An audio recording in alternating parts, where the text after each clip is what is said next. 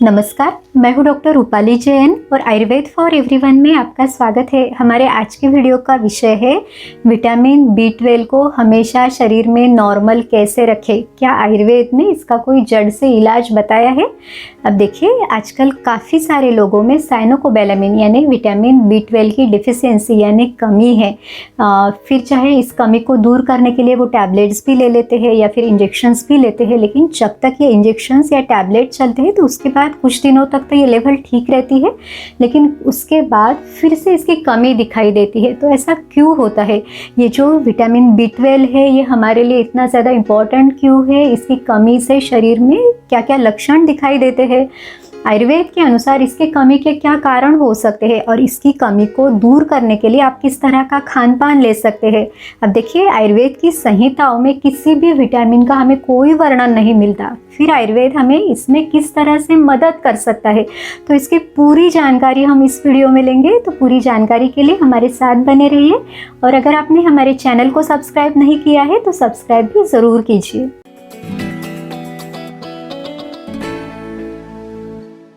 चलिए, अब हम ये देखते हैं कि ये जो साइनोकोबैलामिन है यानी विटामिन B12 है ये हमारे लिए ज़रूरी क्यों है। तो ये जो B12 है ये शरीर में लाल रक्त कोशिकाओं का निर्माण करता है, यानी जो हमारे RBC है यानी जो रेड ब्लड सेल्स है उनको तैयार करने का ये काम करता है।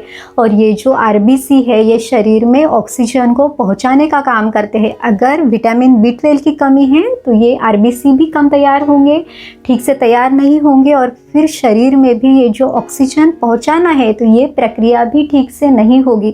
दूसरा जो इसका सबसे इम्पोर्टेंट काम है वो है हमारे मस्तिष्क को यानी हमारे नर्वस सिस्टम को उसका सही काम करने के लिए ये मदद करता है। तो ये हम सभी के लिए बहुत ज़रूरी है, स्पेशली जो गर्भवती महिलाएं हैं या जो सीनियर सिटीजन्स है, तो सभी के लिए विटामिन B12 का नॉर्मल होना बहुत ज़रूरी है। तो इसकी कमी के कारण क्या लक्षण दिखाई देते हैं तो वो भी देखते हैं।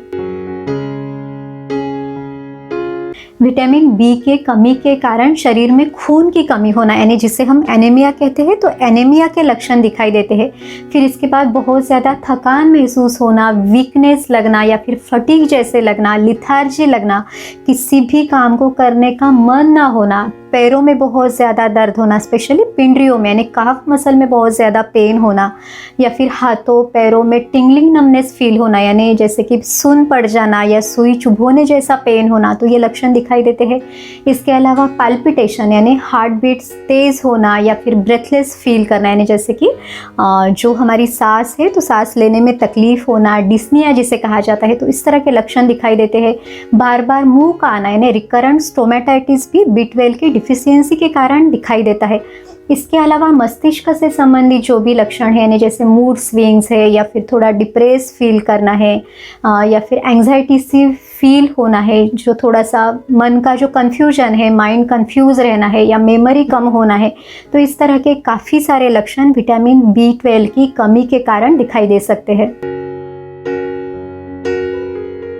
देखिए, जो भी खाना हम खाते हैं तो उसमें से विटामिन B12 को एब्सॉर्ब करने का, उसको कन्वर्ट करने का या उसको तैयार करने का जो काम है वो हमारे इंटेस्टाइन में यानी हमारे गट में जो इंटेस्टिनल बैक्टीरिया है वो करते हैं। यानी इस तरह से हमारा इंटेस्टाइन ही विटामिन B12 की फैक्ट्री है। तो अगर हमारी ये चयापचय क्रिया, हमारा मेटाबॉलिज्म, हमारा डाइजेशन अच्छा होगा तो विटामिन B12 की कमी यानी इसकी डेफिशिएंसी होगी ही नहीं। आयुर्वेद शास्त्र में सबसे ज़्यादा महत्व इसी चयापचय क्रिया को दिया हुआ है, इसीलिए शरीर में जो हमारा अग्नि है वो सबसे ज़्यादा महत्वपूर्ण है। अब आयुर्वेद में इस अग्नि के 13 प्रकार बताए हैं, तो उसमें से एक है जठराग्नि, ये सबसे ज़्यादा महत्वपूर्ण है। उसके बाद है 7 धात्वाग्नि यानी जैसे हमारे 7 धातु है, रस, रक्त, मांस, मेद, अस्थि, मज्जा, शुक्र, तो इन हर एक धातु की अपनी अग्नि है। तो इस तरह से हुए 7 धात्वाग्नि और उसके अलावा 5 महाभूतों के 5 अग्नि है। तो इस तरह शरीर में 13 प्रकार के अग्नि हैं। जब भी हम किसी खाने का सेवन करते हैं यानी आहार लेते हैं तो उस पर इस अग्नि की भी प्रक्रिया होती है और जो हमारे लिए अच्छी चीज़ें हैं, जो पोषकांश है, जो हमारे शरीर के लिए ज़रूरी है तो उसको शरीर में एब्सॉर्ब किया जाता है और जो चीज़ें हमारे लिए ज़रूरी नहीं है, जो वेस्ट मटेरियल है तो उसे बाहर निकाल दिया जाता है।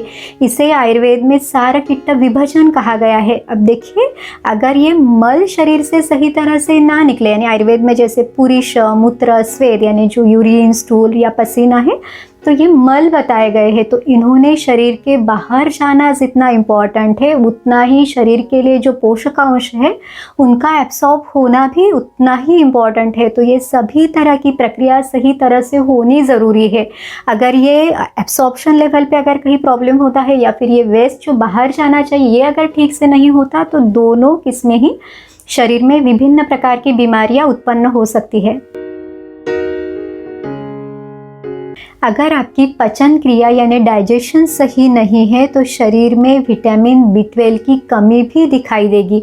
अब ये कैसे पता चलेगा कि पचन क्रिया सही है या नहीं, तो इसमें फिर अरुचि है यानी खाना खाने का मन ना होना, इच्छा ना होना, या फिर पेट में भारीपन लगना, या फिर ब्लोटिंग महसूस होना, या फिर अजीर्ण यानी खाया हुआ खाना पचना नहीं, या फिर उसके कारण फिर दर्द महसूस होना, तो ये भी लक्षण दिखाई देंगे, या फिर कब्ज यानी कॉन्स्टिपेशन रहना। तो इन सभी लक्षणों से हम अंदाज लगा सकते हैं कि हमारी पचन क्रिया सही नहीं है। तो यहाँ पे सिर्फ B12 की डिफिशियंसी को दूर करने के लिए सिर्फ B12 की गोली या इंजेक्शन लेना काफ़ी नहीं है। तो इस पचन क्रिया को इम्प्रूव करने के लिए चिकित्सा लेना बहुत ज़रूरी है। पचन क्रिया को सही रखने के लिए आप कुछ सिंपल टिप्स भी फॉलो कर सकते हैं। तो इसमें आपका जो खाना है उसको सही समय से ले, यानी खाना स्किप भी नहीं करना है, ना तो ओवर ईटिंग करनी है। जिस समय पे आपको भूख है, आपकी सिस्टम रेडी है, आपको हल्कापन लग रहा है, भूख लगी है, तो उस समय खाने का सेवन ज़रूर करना है। अब देखिए, आयुर्वेद में आहार विधि विधान बताया है, यानी जो खाने के पूरे नियम आयुर्वेद में बताए हुए हैं। खाना बनाने से लेके इसको खाने तक हर छोटी छोटी चीज़ें उसमें बताई हुई है। जैसे कि खाने को अच्छी तरह से हमने चबा चबा के खाना है, जो हमारी सलाइवा है, लार है, वो उस खाना खाते समय उसमें अच्छे से मिक्स होनी चाहिए ताकि उसका जो आगे का डाइजेशन है वो भी सही तरह से हो। खाना खाते समय मन शांत रहे, प्रसन्न रहे, कोई डिस्ट्रैक्शन ना हो। तो इस तरह के छोटे छोटे से नियम भी आप फॉलो कर सकते हैं। खाने की जो मात्रा है वो भी आयुर्वेद में बताई है, जैसे कि जो सॉलिड फूड है जिसमें हमारी सब्जियां है या फिर जो चावल है, रोटी है, तो ये सभी जो सॉलिड फूड है वो लगभग 50% हो। जो भी लिक्विड के फॉर्म में है, जैसे कि आप जो घूट घूट पानी लेते हैं या फिर खाने में दाल है, छाछ है, तो इनकी क्वांटिटी लगभग 25%, और जो 25% जगह है यानी ऑलमोस्ट 1/4 जगह जो है वो खाली छोड़ने के लिए कही गई है। तो ये जो खाली बची हुई जगह है ये खाने का अच्छी तरह से पचन करने में हमें मदद करेंगे। तो इस तरह से आयुर्वेद में इस तरह के सभी नियम बताए हुए हैं। हमने इसके पहले भी आयुर्वेदिक डाइट प्लान इसके ऊपर वीडियो बनाया हुआ है, उसकी लिंक भी डिस्क्रिप्शन बॉक्स में है, तो वो भी आप देख सकते हैं। खाने के अलावा अपनी जो नींद है वो भी सही समय से ले, रात को जल्दी सोए, सुबह जल्दी उठे। आयुर्वेद में ब्रह्म मुहूर्त में उठने के लिए कहा है, और जब रात को नींद पूरी हो जाती है तो उस समय पे जो हमने खाना लिया है उसका पचन भी अच्छी तरह से हो जाता है। तो इस तरह से जो चयापचय क्रिया है उसको भी मदद मिलेगी, तो विटामिन B12 की डिफिशियंसी भी नहीं होगी। और इन सब के अलावा जैसे कि स्ट्रेस है, तनाव है, एंग्जाइटी है, तो इनको दूर रखें। नियमित जो योगासन है, प्राणायाम, मेडिटेशन है, तो इनको अपने लाइफ में इनका समावेश करें ताकि स्ट्रेस फ्री रह के ये पचन क्रिया भी अच्छी तरह से हो सके। हमारे शरीर में जो विटामिन B12 की डेली रिक्वायरमेंट है वो है 2.4 माइक्रोग्राम, यानी बहुत कम क्वांटिटी में ये विटामिन हमें चाहिए। तो उतना हमारे खाने में इजीली मिल जाता है। काफ़ी लोगों को ये लगता है कि सिर्फ नॉनवेज खाने से ही ये विटामिन B12 मिलता है, लेकिन ऐसे नहीं है।